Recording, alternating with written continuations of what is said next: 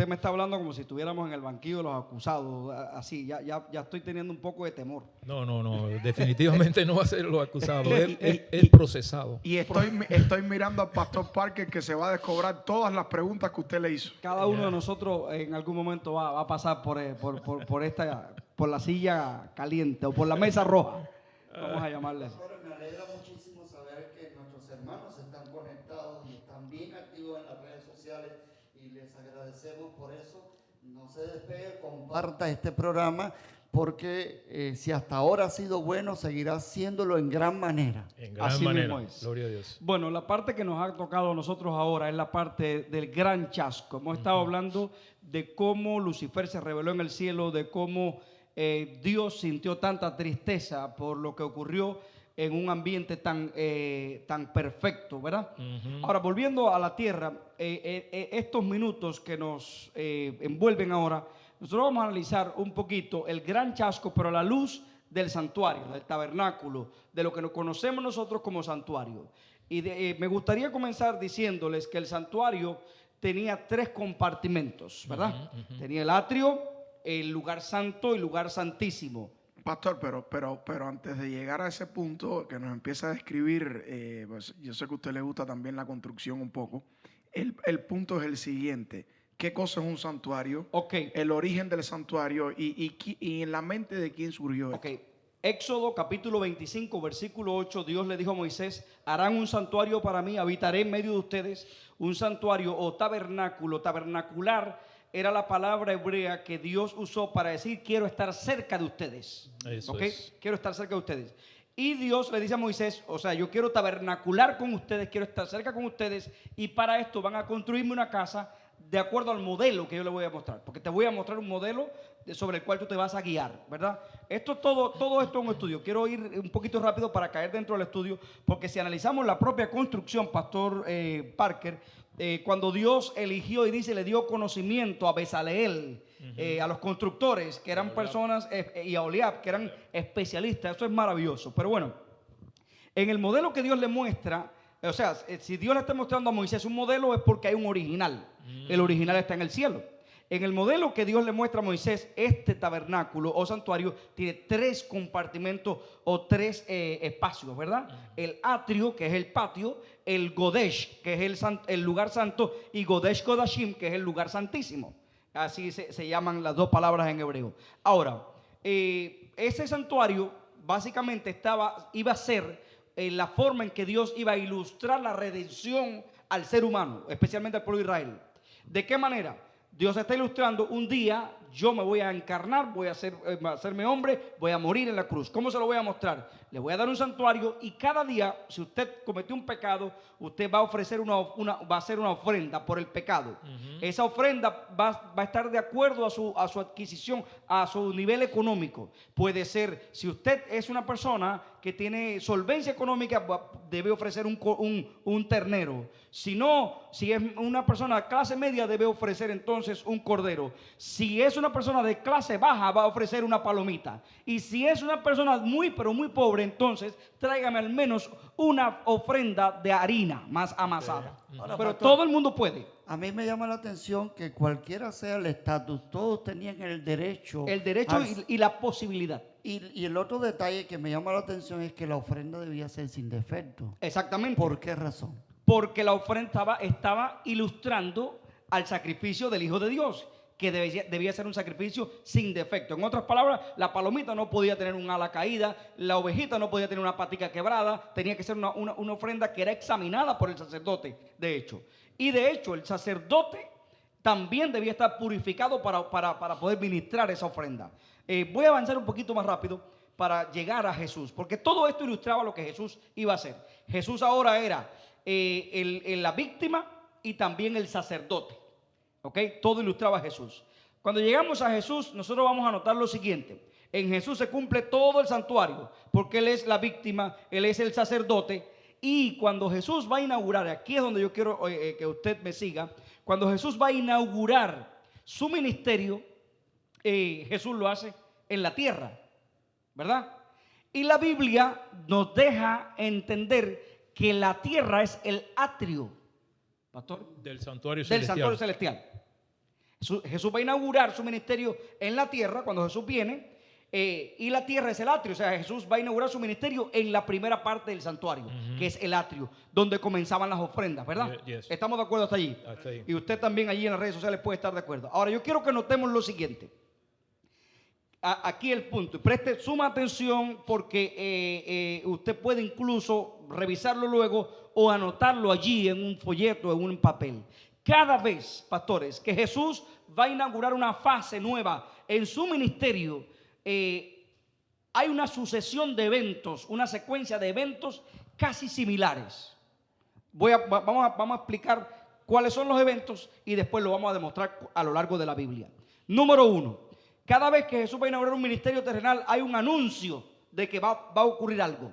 Número 2, hay un reavivamiento por ese anuncio. Número 3, los que anuncian o los que predican el reavivamiento muchas veces no entienden la plenitud, la totalidad de lo que están anunciando.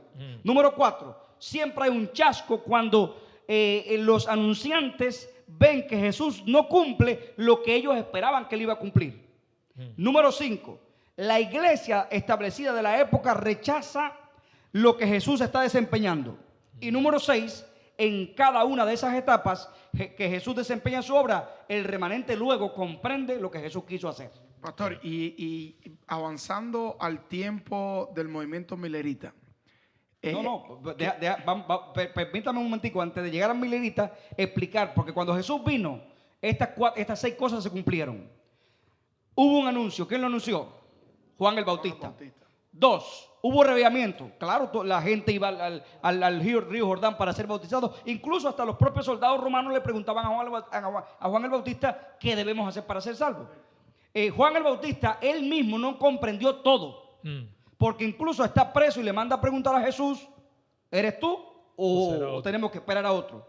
Ese es el número 4. O sea, Juan se chasquea porque Juan no ve que Jesús está haciendo lo que él esperaba que hiciera. Número 5, la iglesia de la época rechazó a Jesús, el Sanedrín, los sacerdotes, etc. Y número 6, luego el remanente, los discípulos comprendieron, ¿ok? Comprendieron. Esta es la primera explicación de cómo cada vez que Jesús inaugura una fase en su ministerio, esta sucesión de eventos. Esto se repite, voy a caer en lo suyo para llegar. Esto se repite cuando Jesús hace su entrada triunfal en Jerusalén. Exactamente, cuando Jesús está haciendo su entrada triunfal en Jerusalén, se cumplen estos 6 eventos. Cuando Jesús murió, se cumplen estos 6 eventos. Al punto que los 2 discípulos que van hacia Emaús, Jesús se les unió y ellos dicen, estamos chasqueados. Pastor, yo estoy preocupado. Okay. Porque yo estoy viendo al pastor Mirko con el reloj en la mano y me da la impresión de que usted no va a poder decir todo lo que usted Ahí tiene. está mi tiempo, míralo ya, 16 minutos. Entonces me gustaría... Pregunta usted. Me gustaría, Okay. para beneficio de los que no saben, Okay. los que no ni siquiera se imaginan la importancia del santuario. Okay. El santuario es el centro de operación de Dios para todo el universo y para la tierra. Exactamente. Entonces, hay un punto clave que es bien fácil que usted lo explique, así que no es una pregunta difícil. Son la importancia de las funciones.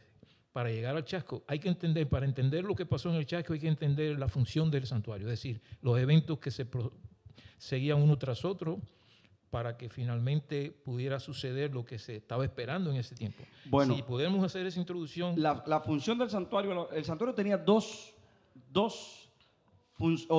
ahora se me va la palabra en español y en inglés y en ningún otro idioma, pero la función tenía, la palabra se me va. La función diaria, la función... Ok, pero la palabra función como que no pega mucho. Hay otra palabrita allí que siempre la usamos. Pero bueno, básicamente es eso. Había un servicio, tenía 2 servicios. Okay. El santuario tenía 2 servicios, un servicio diario y un servicio anual. Correcto. En el servicio diario es conocido como el continuo. ¿Ok? Pues, si usted va a Daniel capítulo 7, usted va a leer la palabra continuo. Se le añade la palabra sacrificio, no existe, pero es el continuo. ¿A qué se refiere el continuo? Al continuo sacrificio diariamente, porque en la mañana se ofreció un sacrificio y en la tarde se ofreció un sacrificio. Exacto. Ahora, ese continuo Por eso decía al principio que todo señala a Jesús, porque incluso el continuo está señalando a Jesús. La continua intercesión de Cristo en el santuario celestial. Ahora, el segundo servicio que existía en el santuario era el servicio anual, porque una vez al año, el día 14 del mes de Nisan, se celebraba en el santuario lo que es el día de juicio, o Yom Kippur, día de juicio.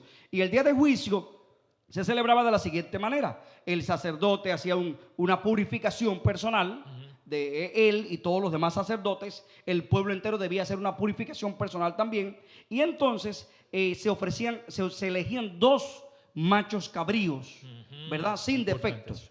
Se echaban suerte sobre esos 2 machos cabríos. Uno se dedicaba a Azazel, que es representante de Satanás, de Lucifer, y el otro, el que caía suerte sobre Jehová, entonces se dedicaba a Jehová. Curiosamente, el macho cabrío que representaba a Jehová se sacrificaba, y con su sangre y con su sacrificio se limpiaban los pecados que durante todo un año se habían acumulado en el santuario. Se sacaban de allí y se depositaban sobre el macho cabrío que representaba a Satanás o a Azazel, y ese macho cabrío no se mataba, sino que alguien lo llevaba al desierto para que muriera en el desierto, cargando simbólicamente los pecados que durante todo un año se habían acumulado. ¿Cómo se llamaba ese día? ¿Cómo lo llamaban ese día? Yom Kippur, o día de juicio, o día de expiación. Día de expiación. Porque se expiaba los pecados. Pastor, que se habían ya acumulado veo, ahí. Pastor Parker, a dónde usted lo está llevando. Me está acorralando. Sí, lo está acorralando.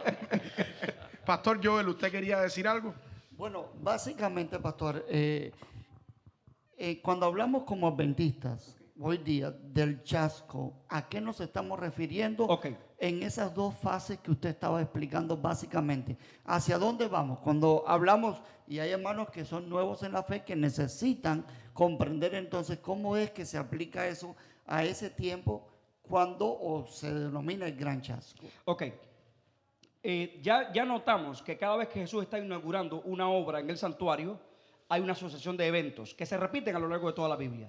Y ahora, después de estudiar la inauguración en el atrio, después de estudiar la inauguración de su sacrificio, ahora vamos a inaugurar, cuando Jesús va a inaugurar su obra de juicio, también se suceden estos eventos. ¿Cómo lo comprobamos? En el año Daniel capítulo 8, versículo 14 dice: hasta 2300 tardes y mañanas, luego el santuario será purificado. O sea, va a haber un juicio. Se tiene que limpiar el santuario. Va a comenzar una obra de limpieza. ¿Ok? Ahora, Jesús va a inaugurar una obra de juicio. Tenemos que ver presentes esa sucesión de eventos que narramos al principio. Y entonces es donde caemos en el año 1844, porque las 2300 tardes y mañanas comienzan en el año 457 antes de Cristo. Usted calcula y eso lo va a llevar al año aproximado de 1844. Si en el año 1844 Jesús va a inaugurar una obra de juicio, entonces necesitamos ver presente, primero, un anuncio. Segundo, reavivamiento. Tercero, los que anunciaron no entendieron. Cuarto, chasco. 5, rechazo. Y 6, comprendieron al final. ¿Cómo lo vemos? Bueno, si usted estudia la historia adventista, usted va a encontrar que en Estados Unidos, en el año 1844, mientras Jesús inauguraba su obra de juicio en el santuario terrenal, un grupo de personas guiados por un predicador itinerante llamado Guillermo Miller o William Miller comenzaron a predicar: Jesús viene a la tierra, y esto produjo un gran reavivamiento, no solamente en los Estados Unidos, sino en varias partes del mundo. Y ahora me voy a desquitar yo. A mí me da miedo cuando usted me mira así, pastor. No. Adelante, pastor.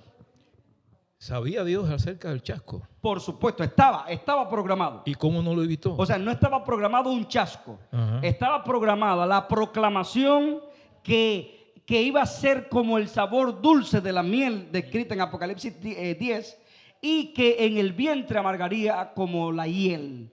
¿Ok? Ahora, Dios no lo evitó sencillamente. ¿Por qué? Porque de la misma manera que cada vez que Jesús, noten, la clave para entender el chasco de los mileritas está en entender que cada vez que Jesús inaugura una fase de su programa en el santuario celestial, hay una sucesión de eventos que se repiten. Allí lo entendemos. La otra pregunta es, ¿cuál fue la ventaja o el beneficio de ese chasco para el pueblo de Dios? Ok. Según el plan divino. Cuando nosotros notamos, aquí va la respuesta, cuando nosotros notamos, Dios provocó o produjo o permitió una gran reforma protestante en el mundo, especialmente en Europa, durante el siglo XVI, XVII. Ahora, la reforma que llevaron a cabo Wycliffe, Juan Hus, Lutero, esa fue una reforma parcial, no llegó a su clímax, nunca llegó a su clímax. O sea que le faltaba, para la reforma protestante le faltaba algo. ¿Por qué? Ellos proclamaron, por ejemplo, la justificación por la fe, ellos proclamaron la Biblia como la sola escritura, pero le faltaba algo. Entonces Dios provoca o Dios permite que la reforma protestante llegue a su clímax a través del movimiento milerita y especialmente suscitando un movimiento llamado el movimiento adventista, que está diciendo, o sea, no solamente es la justificación por la fe, no solamente es la Biblia la sola escritura, todavía está la verdad del sábado que necesita necesita iluminar al mundo. Por esa razón es que Dios permite que la reforma protestante en Europa se pase a los Estados Unidos y ahora llega a su clímax a través del movimiento milerita y a través de la iglesia adventista del séptimo Saben día. que yo leí algo que realmente me ha impactado y todavía estoy conmovido porque es una noticia triste. Y la noticia triste es que en el plan de Dios, conociendo Dios todos esos eventos que usted ha narrado tan maravillosamente, el plan de Dios era que después de esos acontecimientos, después del chasco, el pueblo que surgió, el remanente que quedó, que iba a proclamar con poder el mensaje de los 3 ángeles, y que comenzó a hacerlo a partir de esos movimientos que empezaron después del chasco. Pero dice la inspiración divina que el pueblo le falló a Dios. Y estamos ahora mismo dentro del mismo proceso. La sierva de Dios, para iluminar un poquito su pensamiento en ese sentido, la sierva de Dios dice, nos hemos perpetuado. Nos hemos perpetuado. En el mal. Y además dice que si ese pueblo, miren qué interesante la cita esta, si el pueblo que surgió de ahí, el pueblo adventista, que esperaba el segundo advenimiento como Miller predicó, y luego del séptimo día porque se destacó la verdad del sábado. Si el pueblo hubiese dado en ese tiempo el mensaje correcto y en la forma correcta, y si hubiera animado en medio del chasco que habían experimentado, ya nosotros hubiésemos terminado con el plan de Dios. El plan de Dios está trazado por causa de esa demora a partir de ahí. Ahora, Es decir, los reformistas hicieron su misión y ninguno de ellos era adventista del séptimo día ni nada de eso. Pero la cumplieron. Porque Dios ha hecho su obra siempre de una manera extraordinaria a través de todos los poderes, de todos los movimientos que Dios pueda usar. Esa gente que hicieron esa reforma son elegidos de Dios. Hace unos días yo manejaba de regreso a casa con mi hijo de 17 años y mi hijo me pregunta, papi, la segunda venida de Cristo depende de que se predique el evangelio o de que se cumplan las señales o de que se imponga una ley dominical obligatoria. ¿Qué creen ustedes de eso? No, yo creo que se predique el evangelio, dice. O sea, me pregunta, Primero dijo o sea, eso. para que Cristo venga, tenemos que esperar que se imponga una ley dominical, tenemos que esperar que se predique el evangelio a todo el mundo, tenemos que esperar que venga una persecución para que Cristo venga. Yo creo que el evangelio sí se pudiera considerar basado en lo que dice la Biblia, porque el testimonio que Jesús le dio a los discípulos fue específico cuando le dijo eso. O sea, nosotros no tenemos un sistema de contabilidad espiritual que diga, bueno, ya le faltan 1 billón de personas para conocer, o faltan 2 billones, o faltan 500,000, o faltan 1,000, o faltan 10,000. No tenemos la manera de saberlo. Pero entonces depende Cristo, la segunda venida de Cristo depende de que se predique el evangelio. Bueno, el punto de vista mío, y perdone pastores que no lo deje hablar, pero eso me encanta esa pregunta, porque eso me tiene a mí constantemente. Oiga, pero ustedes tienen un debate Está polarizada la no, mesa. Sí, No, pero no hay usted- problema. Sigan filosofando. No, porque yo estoy preocado, porque lo que yo voy a tengo recuperar deseo el de que... tiempo que me están ustedes preguntando a mí. Yo lo recupero al No, final. el tiempo. Yo estoy colaborando, pastor, no, yo estoy no, colaborando. No importa Adelante. la respuesta que den Estoy con colaborando. respecto al tiempo de la venida y eso, aquí el tiempo sí. Ok. Yo sé a qué hora se va a acabar este Díganos, panel. díganos, No, pastor, no, su opinión con respecto a definitivamente Dios tiene un compromiso con la humanidad. Así es. Eso es lo que yo pienso que hace que Dios se mantenga esperando todavía y está esperando por nosotros. Y las personas que deben proclamar ese compromiso que Dios tiene con la humanidad, que es el evangelio de salvación, de la gracia, somos nosotros. Ahora, si nosotros no lo hacemos, alguien lo va a hacer. Pero cuando Dios determine, las cosas van a venir. Pero de todas maneras estamos atrasados. Exactamente. Definitivamente tenemos que reconocerlo. Pero ¿qué es lo que nos atrasa? ¿Qué es lo que nos atrasa? Nuestra falta de dedicación a predicar. Nuestra falta de dedicación nos atrasa nuestro compromiso, Exacto. nuestra Sí. el secularismo. Ataque, Pastor González, ataque. No, yo lo que considero, pastor, y respondiendo parcialmente a la pregunta, creo que estoy muy de acuerdo con el pastor, pero hay promesas condicionales en la Biblia y hay promesas incondicionales. Y yo considero que la madre de todas las promesas es la segunda venida de Cristo. Juan 14, el 1 al 3, la mamá de todas las promesas, y no tiene condiciones. No tiene condiciones. Cuando llegue el tiempo, el reloj profético de Dios se va a cumplir y Él va a venir. Ahora, Dios hará que todos los hijos de Él en el mundo entero puedan escuchar de su amor. Ahora, ¿por qué esta pregunta es importante o es relevante para mí? Tal vez usted allí en casa está esperando, ¿no? Cuando se predique el evangelio, cuando ya yo sepa que falta el país de Afganistán, entonces me entrego al Señor. O sea, usted no puede esperar. Claro, eso. Usted no puede esperar por dos motivos. Usted en primer lugar, usted no tiene una contabilidad. Usted no tiene la manera de contar, y en segundo lugar, usted tampoco el tiempo lo puede dominar. Usted no sabe si mañana va a estar vivo. Bueno, pastor, aquí yo estoy dominando el tiempo, ¿ok? Entonces, le voy a hacer una pregunta a manera de conclusión. La iglesia adventista, cuando confundió los eventos de la purificación del santuario terrenal con el santuario celestial, ellos se chasquearon. No Ahora, fue la iglesia adventista, pero el movimiento milerita. Ellos se chasquearon. ¿Cómo ellos pudieron enfrentar ese chasco? Le quedan 2 minutos. Perdón, le voy a añadir un elemento más, pastor, porque hay mucha gente en la iglesia que tiene muchas dudas. Hay gente en la iglesia que están llena de inseguridad. Ay, me voy a perder. Usted que conoce la visión del santuario, unido a esta pregunta, ¿qué le puede decir a esa gente? Ok, el movimiento milerita hizo un gran aporte al movimiento adventista. Que yo lo defiendo en 3 puntos. El primer punto, la hermenéutica milerita. Los mileritas nos legaron un buen sistema hermenéutico.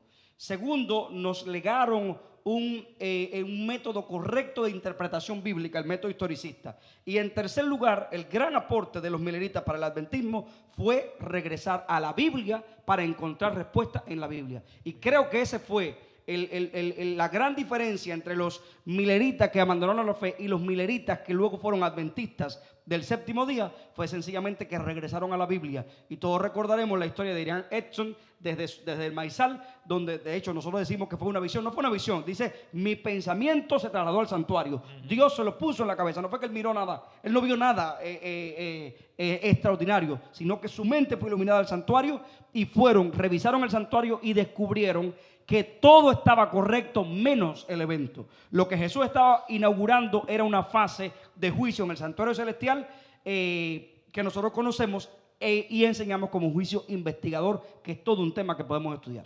Bien, pastor. Entonces, en el primer seminario con el pastor Parker, Dios se enfrentó su supuesto chasco, porque Dios no se chasquea, con amor.